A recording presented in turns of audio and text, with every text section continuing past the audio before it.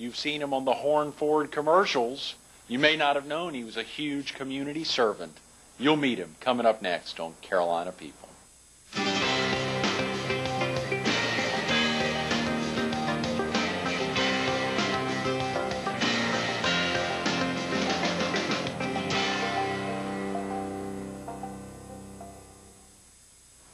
Good morning. Welcome to Carolina People. This morning we're at the Smith Center at Francis Marion University.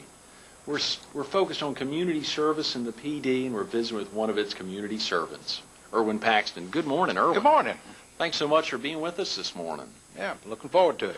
So exciting to think about all the activities. It was amazing reading a little bit about you and to see your long tenure, almost 2 decades now, with the Florence Darlington Tech Board. Your service with McLeod Foundation, and then the McLeod Health Board, and obviously your 10-plus years there at the United Way. It's amazing to think about that kind of a commitment given back. The big question is, how do you have time? Well, just find time. I reckon you make time for what you want to do. Right. You just make time for what you want to do. Let's go back to that service on the Florence, when you originally got on the Florence Darlington Technical College Board. What year was that? It was in early 1986. My father had been on that board, not from inception, but from the early days, until he passed away in December of 1985. And so I had an interest there because of his prior service with that board to come on there and try to do something with that school. And I've really enjoyed it. I showed up for my first meeting, and Alvin DeWitt, one of the other board members, looked at me and says, "Your chair is right here. And you have one job. That's to say why. Every time they bring up a proposal, you're supposed to say why, because that's what your daddy always did." And if you don't have a good answer, then we go back and do something else. Yeah, that's exciting. Golly, to be able to pass the ball. I mean, obviously, and I'm sure your dad was smiling down at that. I'm sure he was, because it was a labor of love for him to try to help people get an education and get a job, you know. And some of it was automotive related through trying to train mechanics, but obviously the role is much bigger and continuing to grow.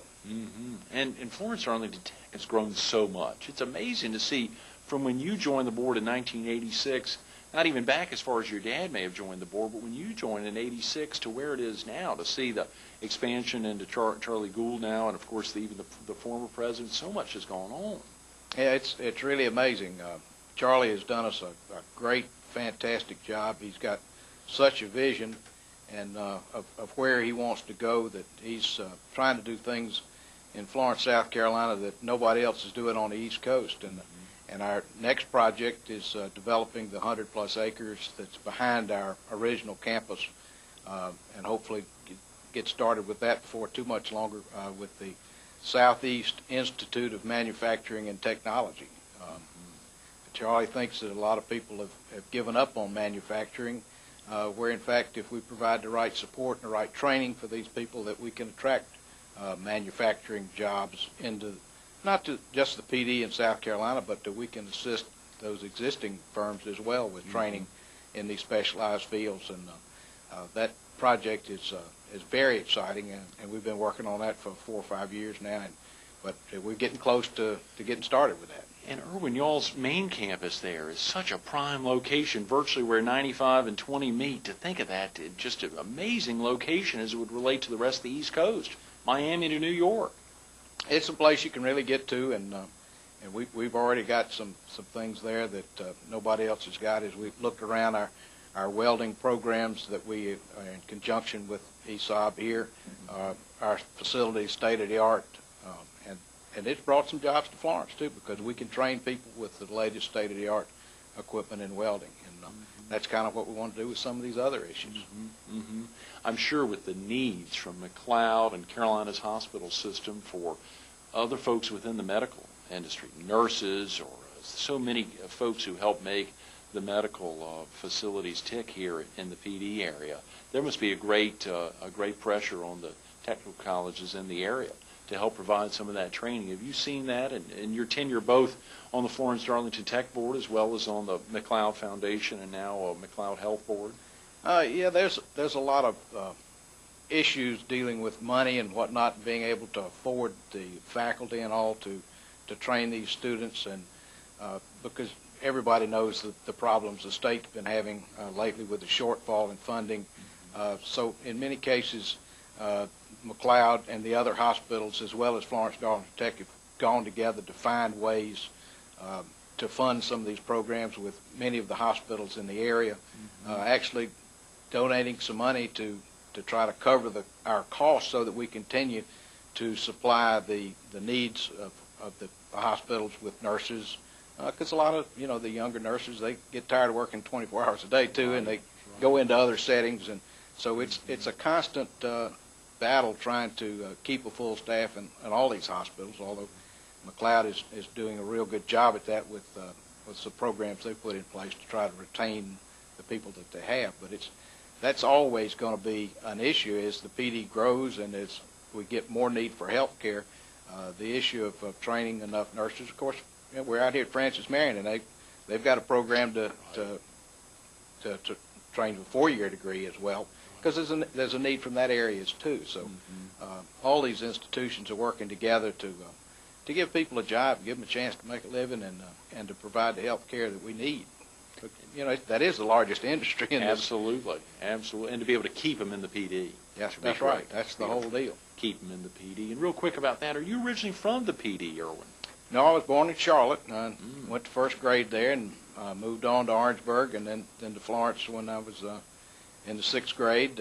So I really call Florence home, but I'm not a native. Right, a Tar Heel native who now calls the Palmetto State home. Oh, yes. Yeah, we've had quite a few of those on Carolina People. That's part of the excitement for us, since a quarter of our viewers are in the Tar Heel State, and the other 75+% are here in the PD and on the Strand. So it's been wonderful for us to see some of the impact of visiting at locations in Robeson and Scotland County, as well as so many locations here in the PD and on the Strand. These are amazing states. Yeah, I've got enough North Carolina history in me that when I say Carolina, I'm talking about blue Carolina, not red Carolina, Columbia. Listen to that. Our director will be proud, who's a Chapel Hill graduate. None of the other folks this week on the show would probably follow that. Maybe a couple of them would. Maybe a couple of them would. You went to high school here in Florence as well? Yes, I did. I went to McClinigan High School, and which is not around anymore, but it was the largest school in Florence at the time, and we had great golf teams and other things that a lot of people don't even remember about now. Right. Now, is that what prompted you or opened the door for you to get into Wake Forest? A lot of people think that I played golf on the high school golf team and that I went to Wake Forest for golf reasons. It's nice on the first tee when you're making a bet, but in fact it's not true. At McClinigan High School, lost one golf match in 10 years. Oh, wow. I played golf. That was fairly decent for a little kid at those times.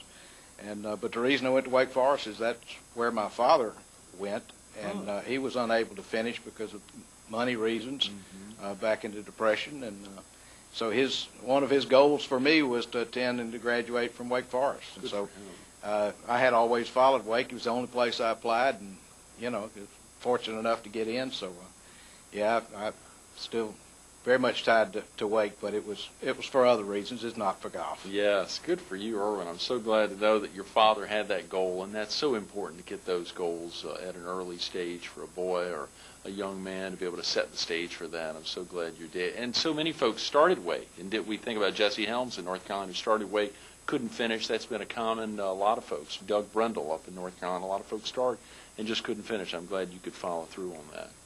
It's been quite a reward for me to graduate from Wake. As I talk to a lot of other alumni, I think I'm kind of in the same boat as a lot of them. I don't know that I could get in now. I know I sure couldn't. That's right. Golly, Erwin, no doubt. And the PD's been a great source of folks going to Wake Forest. You've probably helped serve as a mentor to a lot of folks that have come up through Florence. There have been a heck of a lot of folks that have gone up to Wake Forest. Quite a few, actually. There were several there at the time that I was there. Boone Akins, attorney, Van Jeffers, attorney, and there was several other females, and so there was quite a few of us from Florence there at the same time, and there have been many more to go since then, several quite recently. A couple of guys that have done well and now in medical school and whatnot, and I know I just Alan Blaker, one of the cardiologists at the hospital, his son's going next year. He got accepted on a early acceptance program, and so it's been fun to give some of these people my football and basketball season tickets and and let them go up and set a friendly face in those good seats. Good for you, Erwin. Good for you. What about what brought you back to the PD? What brought you back to Florence? You were also in the military for a short stint up there, either during Wake or after you left. Well, Wake. I went in the Air Force during NOM to keep from having to go to NOM, and ended up spending a year and a half in Italy and a year in Thailand. And when I got out, then they didn't have any use for me and my skill, and I was able to get out a year early and went back to Wake and completed my education. I told my dad, I said, I'd be glad to come back and go to work and finish up with Francis Marion. And he said, well, that's fine. Francis Marion's a great institution, but if you want to go back to Wake Forest, I'll pay for it, and I'll help you get out of the service, but otherwise you can just stay in the service. Oh, wow. So I had pretty strong motivation to go back to Wake, but I was able to go back and finish up and get my degree, and I've always been very proud of that. Yeah, yeah. Was your dad the driving force to get you back to the PD? Well, my father had worked for Ford Motor Company in Charlotte and had left there to go to Orangeburg to work for Dick Horn, who's the dealer in Orangeburg, because Dick didn't have any kids, and he promised that he would sell him that store. Well, things changed, and Dick decided instead of trying to sell my father that store that he would expand, and he bought the Ford dealership in Sumter, and then he bought the Ford dealership in Florence, with my father coming over here as the general manager. And then he bought actually the Ford store in Greenville as well. Wow. And in time, all of those stores ended up being owned by the fellows that were running them. So there was some guys that were given that great American chance to make something out of themselves, and we're all successful. Fred McLaughlin is still the dealer in Sumter, was the general manager at that time, and Jim Bethune was in Orangeburg, and my dad hired in the 50s. He's retired now, and a couple of there's still 2 stores in Greenville that are sons of the guys involved with that. And I just knew that having that opportunity to be involved in a family-owned business, that it would it wasn't going to be easy, because it seems that parents fall in one of 2 camps. Either I made it, I'm going to give it to them, or I made it and I had to work for it, and they're going to have to work for it. Right. My dad was one of those, you're going to have to work for it. So I knew he'd not be easy to work for, but I knew that was the best opportunity I had as far as employment down the road, and being able to work for myself and to have an opportunity to be successful. And quite frankly, some of the reasons I got involved in United Way was because my dad had always been a United Way supporter. Right. And so as I came back, I got involved volunteering with them, helping to run campaigns, and spent a couple of stints on the board. In fact, eventually was involved as a campaign chairman and the president and all that stuff. And so I held about every chair you could hold in United Way. And that's kind of what got me involved with McLeod, because Givens young Pecan, chairman of the foundation, saw what I did or was able to accomplish with that campaign, and he invited me to come on the board of the McLeod Foundation. And I didn't know it, but apparently he must have had some other designs, because about 2 years later he made me chairman of the executive committee. Oh, wow. Without being chair of the foundation. So I knew he was kind of seeing if I could handle it and try to groom me for that position. And so really my work with United Way is what got me involved with the foundation, and eventually on to the hospital board, and now the McLeod Health Board, which is the umbrella for the whole of McLeod Regional Medical Center, Wilson Medical Center, St. Eugene and Dillon, as well as all the doctors' practices. So the McLeod Health is the umbrella for all those organizations. Right. There is one for-profit entity in there, and then a heck of a lot of not-for-profits. Is that correct? Or well, there's a. We just got through with a major reorganization, and we have the umbrella organization. Then we have the McLeod Regional Medical Center, with Wilson as a subsidiary of that, and then we have the Dillon Hospital has its own corporation, and then the foundation has its own corporation with its own board. Yes. And then we have all the for-profits, which there are several in one entity. And you also serve as the chairman of so you were on the foundation board, obviously as chairman, and now moving over to McLeod Health. That's a heck of a lot of responsibility, Erwin. How have you been able to maintain this as well as maintain? I know we talked about this earlier, but it's incredible. That's a heck of a lot of time. It does take a lot of time, especially in this first year that we've completed with the hospital or with the McLeod Health reorganization and all of that. I've tried to reorganize the way we do things and get all the board members more involved with committees and restructure the way we do things. And as those things begin to take hold, it requires less time because you get it spread amongst a larger group of people rather than. I don't think the chairperson ought to be running things. I think the chairperson ought to run the meeting, but everybody else should be involved and be given time to have their opinions heard and their thoughts discussed. And that way you get real good consensus about where you're headed, and everybody gets good, nicely informed. And it seems to me, that at least the feedback I get from our current board members, that they feel a lot better about their service, and they feel like they're more involved in their opinions involved. And as we add some new people on the board, we just added Dr. Dan Guyton, former chief of staff, to the board last month. In February, John Pittard, who's just the prior chief of staff, is going to come onto the board. And we're going to add one more regional person to the board as well. So we've got a good board, but we didn't have a lot of practicing physicians, so we've tried to work to get that get that community represented on the board. Right, which is so important. It's like the faculty at a university, getting them active, not necessarily on the board, but getting an active voice. We're going to be with Dr. Carter later this week, and it'll be exciting to hear him talk about how the faculty's gotten so much more involved here at Francis Marion. And I'm sure that's been the case at Florence Arlington Tech, really trying to get the faculty there involved, and Charlie Gould's had a great open-door policy, I know. Yeah, it's absolutely a major portion of it. This new campus that we're developing and all that had quite a bit of input from the faculty and staff and a lot of other people. So it just wasn't board-driven. It was, driven by the whole of the institution and getting buy-in from everybody. And no matter what institution you're in, I think that's important, that people be given a chance to express their opinion and to fully understand where you're going. Right. And where you're going, that's an interesting point. That makes me think back to Dick Horn and grooming the different folks to take over. Did any other than your father keep that Horn name as the dealership name? Actually, Jim Bethune in Orangeburg did. Kept Horn. He kept the Horn name until he sold about 2 years ago. But he had taken over. He had been running the store for Mr. Horn, and he died in a plane crash in Florida. He was a World War II pilot and flew his own plane, and was going to pick up his wife in Florida somewhere, and had a problem and crash landed, and with his wife watching him.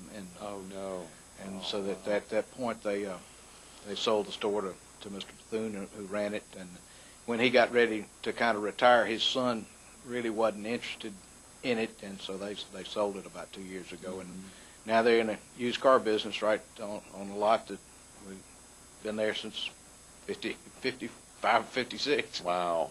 Well, that is so exciting to see your father really recognizing, kind of memorializing Dick Horn by making that effort to keep that name in place. He really gave him a chance there. I mean, as you said, he could have taken over the Orangeburg dealership, but the opportunity, and surely for you to been able to take over that here in Florence and to see the PD grow so much all around you, that's a great testament to him. Well, it probably is there is quite a bit of difference between Orangeburg today versus in the late 50s versus Florence today versus the late 50s. Florence has grown tremendously, and it's a much more vibrant community. Nothing against Orangeburg, but it just hadn't grown in the same way. And because I still get down to Orangeburg every now and then, being associated with the bank and the headquarters for the bank's down here, so I still see some of those same old landmarks that were there many years ago. What's that like? Talk real quick. We've got about 5 minutes, Erwin. growing up in Florence in the 60s and 70s, that experience of Florence and seeing it change. It's kind of like when you talked about someone flying. We think about a pilot flying over an area and seeing an area change. What's that like for you, having seen the PD change so much in the 30 years, and also your dealership and the automobile industry change over 30 years? It's amazing the changes that have come to Florence, and where you thought things were going back then and where they ended up going. I mean, everybody thought everything was going out towards Darlington on 52, and it ended up with, when 20 and 95 ended up down there, then everything went a completely different direction. But I say now sometimes that I'm starting to show my age, because I'm starting to get to that age where we sit around and talk about what it used to be and what was where, and remembering what was down on East Evans Street and down in that way, and where the Eat More lunch was, and the old theaters downtown, and it's like the picture in the News Journal today in front of the Sanborn Hotel. There's probably not a lot of people in Florence remember that, except for people that have been here going back to that time frame, because it was many years ago, but when that was all torn down as part of urban renewal. Mm-hmm. Think about the library there, Erwin. Yeah. The excitement of that, to see that thing going up, and the commitment there to really make that happen. I guess they're working hard now to raise funds to fill up the library, to get books in there. Yeah, that's what I hear. Yeah, but it's going to be quite an asset to the community, and there's a lot of other things happening downtown to try to make the old part of traditional downtown a much better place. And there's a lot of newer buildings down there now, and there's a lot of things happening as the hospital expands and takes over some other areas, and the city's doing some things to try to put some development in downtown, and so it's kind of coming back, but it's coming back in a different sort of way, and a lot of that, hopefully, the downtown redevelopment people, committee that I serve on too, will be able to see some of these things start to come together as they work on cleaning up the old junkyard down there on behind my dealership on Irby Street there. It's they're working real hard to get that cleaned up and get that turned into some green space and just make things look a lot better down there, and it should be a catalyst for a lot of good things to come in downtown Florence. In a couple of minutes, returning to Florence in 1973, and I think you pointed out that you and Ann had met around then and married in 74, and to see some of the expansions, let's just say in your dealership, Horn, Ford, Lincoln, Mercury, Hyundai. I mean, those are the expansions have happened. From Mustangs to Marauders. We've seen dramatic changes in the industry. What's that been like for you on this side, watching it? Of course, watching it kind of along with your dad until he passed, and now watching it since '86. Yeah, the automobile business has changed a lot. I mean, the way we sell automobiles hadn't changed. You still got one customer at the time and one car at the time, and you got to take care of that person and get them, happy with the deal they want and in the car or the vehicle that they need. But the way we make vehicles is so different. The quality of the vehicles is so different. And I'm not talking just of the manufacturers that I deal with, but all of them. I mean, the level of quality has had to rise because of the level of competition in the industry. I mean, when we came here in the 50s, there weren't 4 or 5 car dealerships, new car dealerships in town. Now, how many are there? 8 or 10, just pulling a number, but there's so many more franchises out there to deal with, and everybody's fighting for their little part of the market. We thought it was competitive back in the 60s and 70s, but it's much more competitive now, and everybody's got a lot better product, and everybody's got little niche products, and there's such an emphasis in this industry on satisfying customers, taking care of customers, and trying to build better products so that you don't have, recalls and warranty problems. It's a real changed emphasis because the people demand it now. Right, absolutely. And how about how the internet's affected things, Erwin? Yeah, it's really amazing the information flow to us and to our customers through the internet is just so much easier. There's so much more information. It's almost information overload. Yeah, it must be. You almost just get too much, and you just don't know how to deal with it sometimes. But the business has been a special one. It really enables you to give. I mean, it enables you to have the time to give back. Yeah. through multiple board service and have a great crew there that really helps. Well, yeah, I've got people there that, Conrad Hoffmeyer's my general manager. He started working for my dad in January of 1960. Wow. I've got Lori Cox as a technician in the back. He's retirement age, decided not to retire, but he was working there as a technician when they bought the place in '59. Terry Kennedy, parts manager, was a young kid working there at that time when they bought the place. So I got a lot of people that have been there a long time, and that's what makes it possible for me to get out is good people there, try to keep good people, and that way I know the place runs the same whether I'm there or whether I'm not there, because they've got the same interest in it that I do, and that's what really makes it all possible. If there's a charitable group in town that this man hadn't been on or served as the chairman of, I'd be interested to know. You give me a call. The excitement of giving back to the community, both in his role as owner-operator of Horn, Ford, Lincoln, Mercury, Hyundai, or that opportunity to provide through the United Way or McLeod or Florence Darlington Technical College, the opportunity to really reach out into the community is one that's been in his life for a long, long time. Erwin, thanks so much for being with us this morning. Okay, thank you. Absolutely. Stay tuned to more Carolina People coming up next.